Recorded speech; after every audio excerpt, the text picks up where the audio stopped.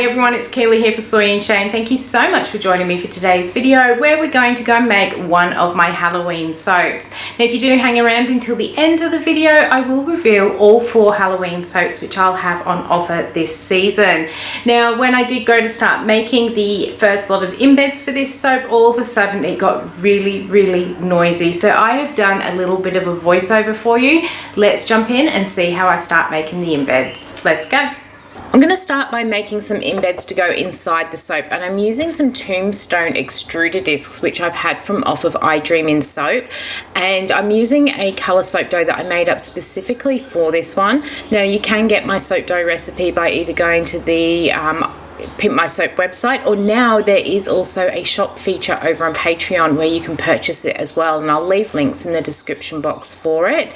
Now I've rolled out some of this soap dough to go in the Fimo clay extruder. Now this embed does take a fair amount of soap dough, and after I extruded it I realized that it was just not going to be long enough for the soap, so I am trying again. Now Lisa does some little adapter tools to go with the big extruder, so you can put the smaller tools into this adapter and then you can pop it into the bigger extruder, and this just means I can get more soap dough into the actual extruder, and then we can get a longer piece of embed. So now you can see we've got a much longer piece, and this is definitely going to be long enough for my soap, so I'm just going to trim that off. I have a little marking on my bench which tells me how long my soap molds are, so I can always trim these down to the right size. Now I've done a small tombstone, I'm going to go ahead and do the big tombstone. It's now gone quiet, so we'll be able to do some proper talking on this video instead of voiceover. Okay, so now that I have done the embeds to go inside the soap, I've wrapped them up in a bit of the biofilm just to make sure that they stay nice and soft so it doesn't make it too hard to cut the soap. And the next thing I'm going to do is make some of these little tombstones here. And to make them, I'm using this little exclusive set to Pimp My Soap, which is the little tombstone cookie cutter and a little stamp here. They were featured in our July creativity box, and any of the cutters that I've got available after the boxes are removed, they will be available for sale until sold out. What I'm doing just to get a little bit of interest in our stone is I've got some of the black soap dough. There's a little bit of the grey in there from the leftover from my other one, and I'm just mixing in a little bit of white as well until the white goes almost like a pale grey, and it will just give the stone a little bit more sort of interest when we cut it. So I'm going to get that moulded together. I'm pretty happy with that, and then what I'm going to do is grab myself some more of this film, and we're going to place that between the 2 layers, and this just stops your soap dough from sticking to everything and just makes it much easier to work with. And I'm going to roll it out. I want them quite thick, at least half a centimetre thick. So I'm obviously not going to get very many from this piece here, but you'll get the general gist of what I'm going to be doing. So let's give that another bit of a roll, and then while it's still between my sheets of biofilm here, I am going to push my cookie cutter onto the top. And there's a couple of reasons I like doing it while it's still in between the film. The first is that the soap's not going to stick to the cutter, so it makes it so much easier to unmold. The other reason I like doing it between the sheets of the film here is because it actually gives our cookie cutting shape a bit of a roundness. So let me grab this one out of here. Like so, and what you can see is that when it pushes down, it kind of domes. Hopefully you can see that. So you can see the back of it's quite flat, but the front of it gets that sort of domed texture, and I absolutely love that look that it gives. Now I don't do too many at once because I find because of that sort of doming effect, if I tried doing 4 on here all together, they eventually squish and then they don't come out very well. So there is another one. We'll just straighten it up just a little bit. There is another one of the stones. Let's get these other 2 done. And again, just going to cover it up. I'm going to come down here, squish that one, and then we'll squish that one. and get them out. And then with what I've got left over in here, I'm just going to squish it together, mold it with some more of that, and continue making them. But what I am now going to do is grab my little stones here, lay them on my surface. I just got a little bit of rubbing alcohol, just give that a very light spray, and that's just going to stop my stamp from sticking. And then I'm just going to very gently go across all my little stones and stamp them. And there we have it, a little tombstone to go on the top of our next soap. So I'm going to continue making these ones up, and then we'll be back in just a moment and we'll make the soap. Okay, so we've got everything ready to go. I've got all of the embeds now made, everything's measured out. So let's get our lye into our oils, we'll mix it up. I have done a little bit of a change on my design. I don't even know where I have now put it, but I have made a slight change. So these were kind of like my rough drawings that I did, and this is the one I'm doing down here. I initially just had the stones just sitting on the bottom, but I have decided to make a little sort of grassy hill to sit them on. So I'm going to start by mixing my lye and oils together, and then I'm going to split it out for a whole heap of colours, and I'll probably just put it to music so you can watch what I'm doing.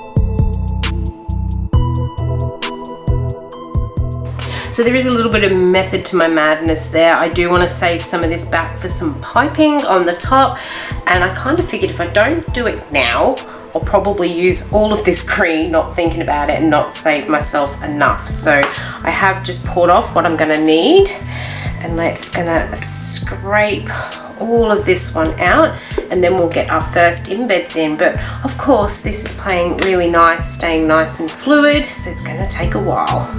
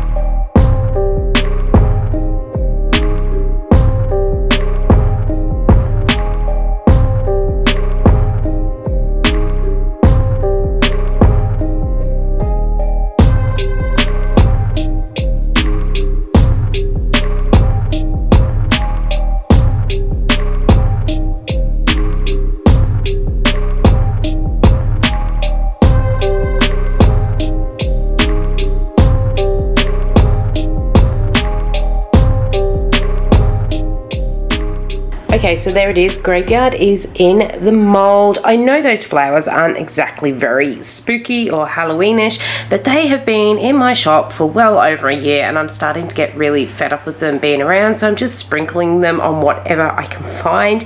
And I also sprinkled a little bit of tree green biodegradable glitter on the top as well, just to give it a little bit of bling. I'm going to leave it sit here overnight and we will be back very shortly and we will cut it open and see what it looks like on the inside. Alright, so Graveyard is now ready to cut into. I'm really excited. Look at the colours going up the side of this one. Can't wait to see what it looks like on the inside. And then I'll also show you all 4 Halloween soaps that I do have on offer this year. And I can tell you, I am absolutely hopeless at making scary looking Halloween stuff. It doesn't matter how hard I try. It just always comes out looking cute. But everyone seems to have sort of different likes, and some people do like that cute Halloween stuff, so that would be my thing. Alright, let's get this end piece out of the way and we'll take a look at the first bar. Alright, let's pull this one off. Ooh, and there it is on the inside there. Love that little ghost. It must have really thickened up on me because I was kind of really hoping to, in fact it did, didn't it? I was just trying to remember what I did, because I was hoping that would be a little bit more gradient like the rest of it is here, but no. Here we go from having nice light sky right into dark. But I'm pretty happy with how that has turned out. Love the colors. There is one extra thing that I am going to do with this soap. The stones are a little bit lopsided, but that's okay because quite often when you go down to the cemeteries, the stones, a lot of them are toppled and things like that, so it just gives it a little bit more of a realistic look there. But again, it's not very Halloweeny spooky colours. They always seem to come up really quite pretty. I think part of my problem is I've had quite a lot of customers lately who say that they don't actually like the black soaps. They don't like the black leather, they don't like the charcoal, all sorts of reasons. So I was trying to keep away from doing very dark black looking soaps, and this was kind of like I needed to put a little bit of the activated charcoal in here, but there should be enough that it will give that appearance but not put anyone off. So that is what it's looking like. We do, as I said, I do have one extra thing to do. So as part of the extruder disc set from off of I Dream in Soap, the large tombstone also comes with a couple of little soap stamps. I do have this one, which is like it's meant to be to put a little crack through the stone, and then there is also the RIP one as well. So I'm going to stamp each of my soaps with those. So I'm going to lay it this way, and I think I'm just going to go for the RIP, so I'm going to have it the right way, going to get it centered into my soap, and I'm just going to push down and then very gently lift it back up, and there it is. I don't think I'm going to put the stone crack in there. I don't think. Maybe I will. I don't know. Oh, let's just do it seeing as we have it. So I'm just going to put that across the top. In fact, no, I think I prefer it without the little stone crack in there, but this one will have the little crack. So I'm going to pop all of these little RIPs. Again, just going to lay it down because this is still nice and soft. I don't need any rubbing alcohol or anything. I'm just going to line it up. You can just see where it's going to go. In fact, the edges of your, if you line the edges of your stamp up with your tombstone, it will pretty much be in the center. Push down and then pull up. Luckily, I've got nails to get under it. Yeah, I think I prefer it without the little crack in the stone like that. Really happy. Love how this one just sits up on the hill and looks like it's really given it a bit of depth as well. So this one really does look like it's forward, and then this one looks like it's down the back of a graveyard. Really, really pleased with how it's come up. As I said, I'm a little bit disappointed that that is very definite in colour, but I'm still really happy with the design overall. Alright, so as promised, I'm going to show you all 4 of the Halloween soaps I have on offer for 2023, and as I said, they are not scary. I try and make a scary Halloween soap and it just doesn't work. It comes out looking super cute, but there is also a market of people who like cute Halloween stuff, so that's my niche market.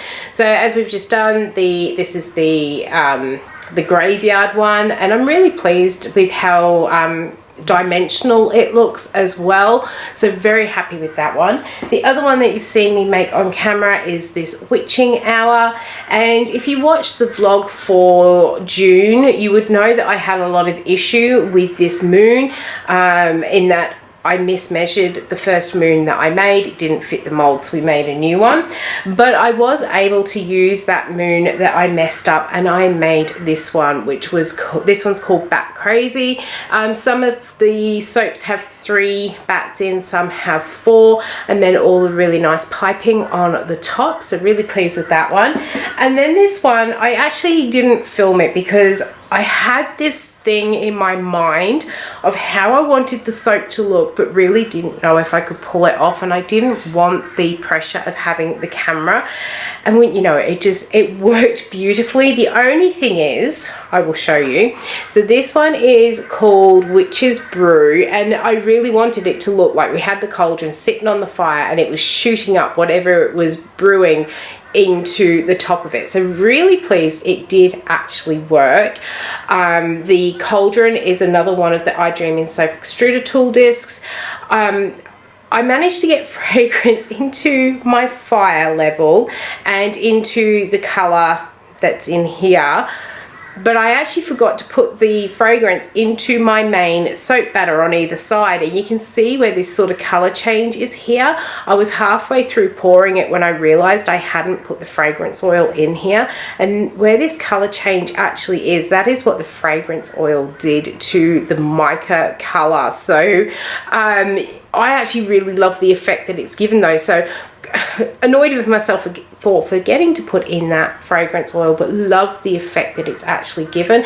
And it really does look like maybe we had some nice sort of sky sort of stuff happening, and then all of a sudden it shot up and through the clouds, and it's just pushed the clouds apart. So I love how it actually turned out in the end. And I actually created this with no dividers or anything. So I slowly poured my colour up the side until we got to the cauldron. Then I poured my colour in layers going up and down the cauldron, and then I poured more soap on either side to push it in. So a bit like doing a secret feather swirl or something like that. I'm really pleased with how it came out. I will try another one very similar in the future, and I will promise to video that one.